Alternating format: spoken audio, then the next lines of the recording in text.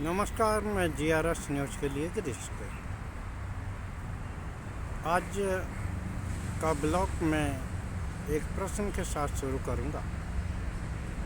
क्या चुनावी हार के लिए भारतीय जनता पार्टी ने एक नए सर की खोज कर ली है? हालांकि मेरे कहने का ये मतलब नहीं है कि भारतीय जनता पार्टी महाराष्ट्र और झारखंड में चुनावी हार के लिए किसी ठेकेरे को ढूंढ रही या उसकी हार होने ही वाली है, क्योंकि ये सब आम जनता के ऊपर है और मैनेजमेंट के ऊपर। आप समझ गए होंगे कि मैनेजमेंट का जिक्र मैंने यहाँ क्यों किया। आप सभी लोग जानते हैं जिस प्रकार हरियाणा में टोटली चुनाव मैनेजमेंट के सहारे जीता गया। पूरी देशी विदेशी मीडिया वहाँ घूमती रही। वहाँ तमाम मुद्दे थे। अग्निवीर जैसा मुद्दा था, पहलवान बेटियों के साथ किए गए दुर्व्यवहार का मुद्दा था, किसान नेताओं की पिटाई का मुद्दा था। लेकिन किस प्रकार मैनेजमेंट के सहारे चुनाव को जीता गया, सबने देखा, लेकिन कुछ भी नहीं कर पाए, क्योंकि केंद्र की सत्ता और भारतीय जनता पार्टी के पास वो सभी ताकत हैं जिन ताकत के बल पे वो कहीं भी और कुछ भी कर सकते हैं। महाराष्ट्र की मैं चुनाव की बात करूं तो यहाँ जिस प्रकार योगी आदित्यनाथ के बटोगे तो कटोगे के बयान को जिस प्रकार न सिर्फ गठबंधन के सहयोग खारिज कर रहे और भारतीय जनता पार्टी के सांसद तक इसे खारिज कर रहे हैं, बड़े नेता खारिज कर रहे हैं, तो इसे साधारण बात कह के उड़ा देना शायद उचित नहीं होगा। क्योंकि पहले अजीत पवार ने इस योगी के बयान का खंडन किया, यहाँ तक कि उन्हें बाहरी बताया। लेकिन जिस प्रकार पंकजा मुंडे, जो कि गोपीनाथ मुंडे जी की बेटी हैं, और अशोक चौहान, जो कि अब भारतीय जनता पार्टी के ही सांसद, उन्होंने सार्वजनिक रूप से योग के बयान से किना। आप सभी लोग जानते हैं अशोक चौहान को कांग्रेस में रहने के दौरान किन उपमाओं से देश के प्रधानमंत्री या गृह मंत्री उपकृत किया करते थे। बाद में वो भारतीय जनता पार्टी में शामिल हुए, उसी दिन उन्हें राज्यसभा का सदस्य बनाने के लिए उनको टिकट भी सौंप दिया गया। तो निश्चित तौर पर वो अमित शाह के बहुत खास हैं। और महाराष्ट्र में अमित शाह का एक बहुत बड़ा होल्ड है। लेकिन जिस तरह से अजीत पवार और एकनाथ शिंदे तक उनकी बातों को बाईपास कर रहे हैं, कई मौके पर यह देखा गया कि किस प्रकार शिंदे भारतीय जनता पार्टी या गृह मंत्री द्वारा बुलाई गई बैठकों में शामिल नहीं हुए और उन्होंने अब कई प्रत्याशी निर्दयी तौर पर ऐसे लड़ा दिए जो कि भविष्य में भारतीय जनता पार्टी के लिए खतरनाक साबित होने लगा। तो मैं यहाँ उल्लेख कर रहा था, जो प्रश्न का उल्लेख मैंने ब्लॉग के पहले किया, कि क्या महाराष्ट्र की चुनावी हार के लिए भारतीय जनता पार्टी ने एक चुनावी सर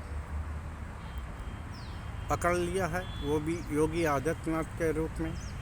क्योंकि जिस प्रकार बीच चुनाव में इस तरह की बातें उठ रही हैं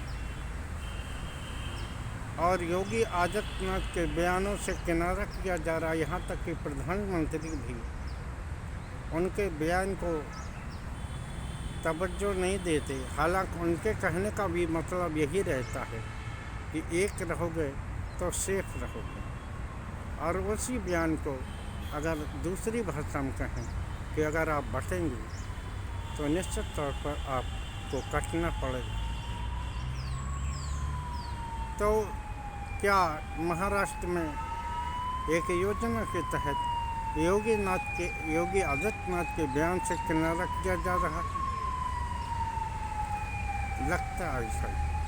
क्योंकि अगर जिस तरह से एनडीए के गठबंधन में सरफटोबल है और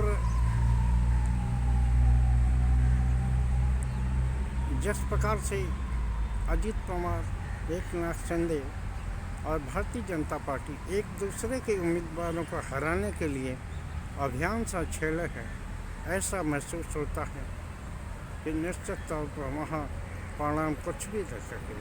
हालांकि जिस मैनेजमेंट का मैंने जिक्र किया, वो मैनेजमेंट किस प्रकार होना है या करना है, अब आप पहले अजीत पवार और शरद पवार के बयानों से समझ ही गए होंगे कि किस प्रकार राजनीतिक दलों की तोड़ फोड़ या योजना बनाने की बैठक में गौतम अडानी की उपस्थित रही। यानी कि गौतम अडानी के अनुसार या यूँ कहिए सत्ता के अनुसार सब कुछ किया जाएगा और महाराष्ट्र की सत्ता पाने के लिए कुछ भी किया जाएगा। कल फिर से जिस प्रकार हेमंत सोरेन के चापर को प्रधानमंत्री की सुरक्षा के मद्देनज़र 1.5 घंटे तक रोका गया था, उसी प्रकार कल नेता विपक्ष राहुल गांधी और प्रधानमंत्री झारखंड में भी थे। देवगढ़ में प्रधानमंत्री का विमान खराब हुआ और इधर गोड्डा में राहुल गांधी फंस गए। उन्हें अपने विमान में 2 घंटे तक क्लियरेंस की प्रतीक्षा के लिए बैठना पड़ा, क्योंकि एटीएस उन्हें परमिशन नहीं दी, जिसके कारण उनका विमान उड़ नहीं पाया। जबकि कहा यह जाता है कि चुनाव के दौरान सभी लोग बराबर होते। चुनाव आयोग भी इस बात का दावा करता है कि वो सबके लिए लेवल प्लेइंग फील्ड मुहैया करा रहा है, लेकिन देखा ये जा रहा है किस प्रकार विपक्षी दलों के साथ किस प्रकार का व्यवहार हो रहा है। सत्ताधारी दल के पास तमाम तरह की ताकत होती है, मीडिया भी होता है उनके पास, और तमाम तरह के ऐसे साधन हैं जिसके सहारे वो दिन रात आम जनता से कनेक्ट रह सकता है। लेकिन विपक्षी दलों के सामने यही चुनाव के 14-15 दिन मिलते हैं, उसमें भी अगर इसी प्रकार विमानों को रोका जाएगा तो निश्चित तौर पर ये कहने का पर्याप्त कारण है कि चुनाव आयोग भी लेवल प्लेइंग फील्ड जिसका वो दावा करता है वो मुहैया नहीं कर रहा। कल गृह मंत्री अमित शाह के विमान की भी जांच हुई और उन्होंने इसको ट्वीट भी किया और दुहाई दी, लेकिन वो ये बात भूल गए कि किस प्रकार 2014 में प्रधानमंत्री के नरेंद्र मोदी थे, उनके विमान को जांच करने के समय चुनाव के किस प्रकार हटा दिया गया था। तो मैं यहाँ ये कहना चाहता हूँ कि एक प्रकार चुनाव आयोग को किस प्रकार मैनेज किया जा रहा है, और दूसरी ओर ऐसा लगता है कि जिस प्रकार से भारतीय जनता पार्टी के लोग, अगर एनडीए गठबंधन के लोग अगर किसी बयान से नाथ के बयान से किनारा करते तो वो माना जा सकता है कि उनकी राजनीतिक स्थिति अलग है और उनकी विचारधारा अलग है। लेकिन भारतीय जनता पार्टी के लोग अगर भारतीय जनता पार्टी के लाइन का विरोध करने लगे तो निश्चित तौर पर ये दर्शाने को पर्याप्त है कि महाराष्ट्र में भारतीय जनता पार्टी अपने जीत के प्रति आसक्त तो नहीं है और वो योजना भी लेकर भी चल रही है कि अगर महाराष्ट्र में हार हो तो उसका ठीकरा किसके सिर पर फोड़ा जाए। और निश्चित तौर पर योगी आदित्यनाथ के रूप में उनको एक ठीकरा हार का फोड़ने के लिए मिल गया है। आज के ब्लॉग में बस इतना ही। जय हिंद, जय भारत।